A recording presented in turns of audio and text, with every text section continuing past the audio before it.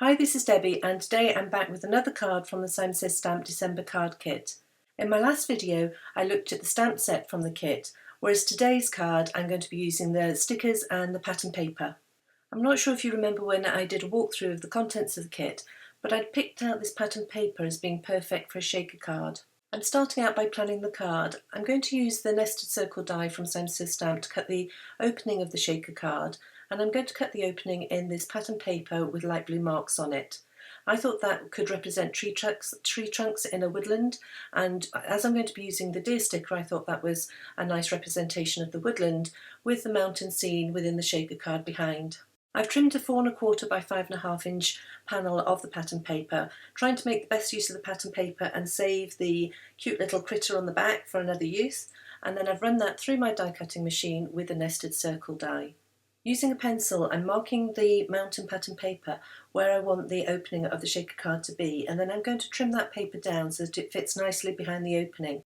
The stickers in the kit are adhesive, however I like to add a little dimension to my cards, and so I'm going to remove the adhesive from the back of the stickers by treating them with some EK Success powder tool. This will negate the adhesive and then allow me to add foam adhesive instead.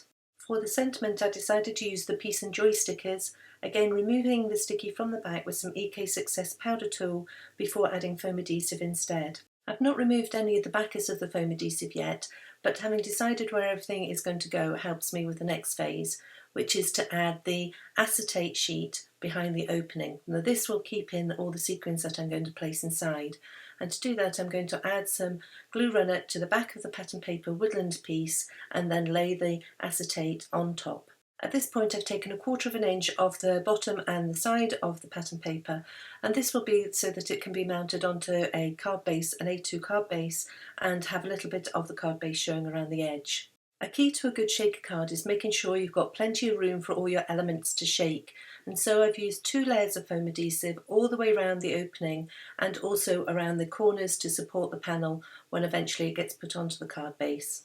I'm erasing my pencil markings because I don't want those to be seen when the shaker card is put together. And now comes the fun part. I've got some sequins from Little Things by Lucy's cards, and I've used a variety of different colourways that match the mountain scene, putting those onto the pattern paper in a little gathering in the middle of the pattern paper so that eventually when I add the shaker card opening on top, then those won't get trapped into the foam adhesive. Now that I've got the structure of the shaker card complete, I can take the backers off the foam adhesive and add the stickers on top.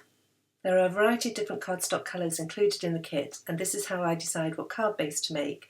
I place the finished panel on top of each of the colours and try and work out whether a neutral will go best or perhaps the splash of colour. And for this card I decided that it was the splash of colour that went the best.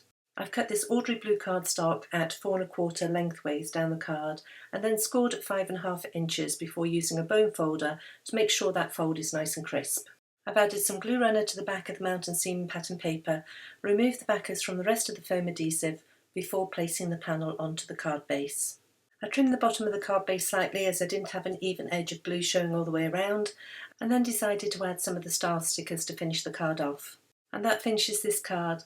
I'll list below in the YouTube description all the supplies that I used, and I'll also have those over on my blog limedoodledesign.com. I'll also provide links below to the videos of the walkthrough of this card kit and the card that I made using the stamp set included in the kit.